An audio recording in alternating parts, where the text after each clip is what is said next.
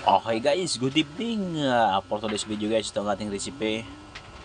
Puso siya guys ng saging. Tutortahin natin siya. So naglagay tayo dyan ng mga pampalasa, magic sarap, sibuyas, bawang. So ginayat ko pala siya guys ng maliliit na tapos parang tinadtad na rin ng pinong-pino.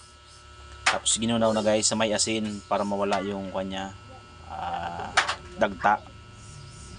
So ito guys ang ating recipe. So lalagyan natin siya ng itlog, tatlong itlog. Ayan. Siyempre itong ating harina. Ayan o. Harina. Okay, so mamaya ipapakita ko na lang sa inyo guys kung paano yung sa pagluto nito. Tortang puso ng saging guys, yung ating recipe. Ayan. So ayan na guys, so naglagay na tayo ng 4 na itlog. So nagdagdag tayo ng harina para maganda yung texture niya mamaya pakaluto nito. So ayan, haluin na natin.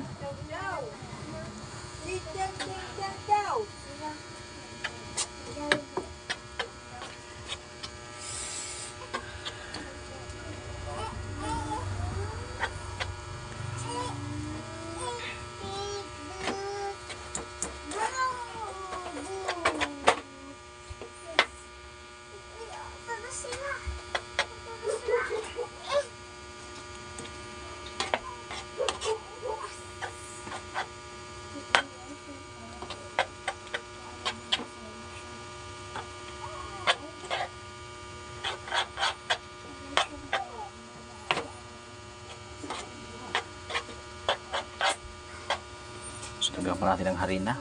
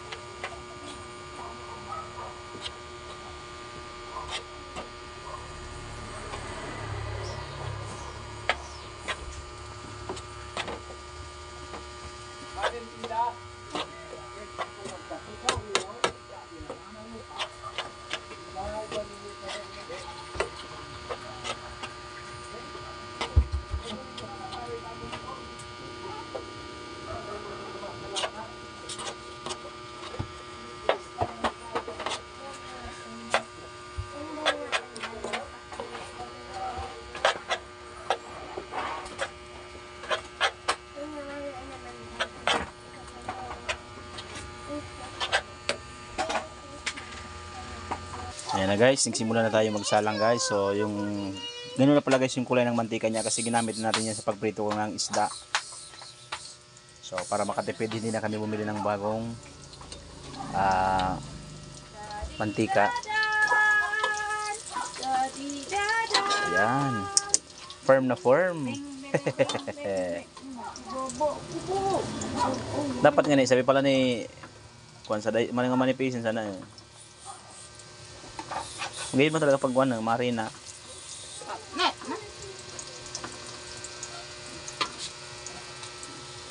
Ano na guys, success.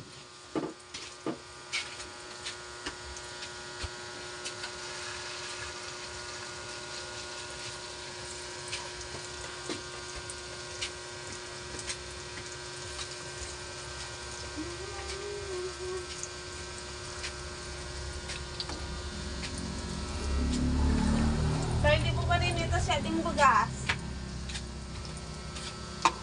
Kasi nawon mo.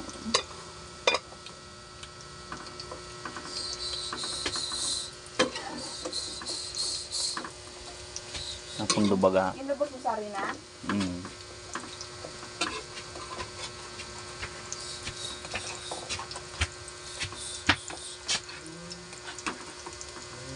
Ang masarigin na eh. Patsa na nakasalang. Nalidol niya. Ni, turuan pati. Kudo kayo butangan sa ding lunuto na.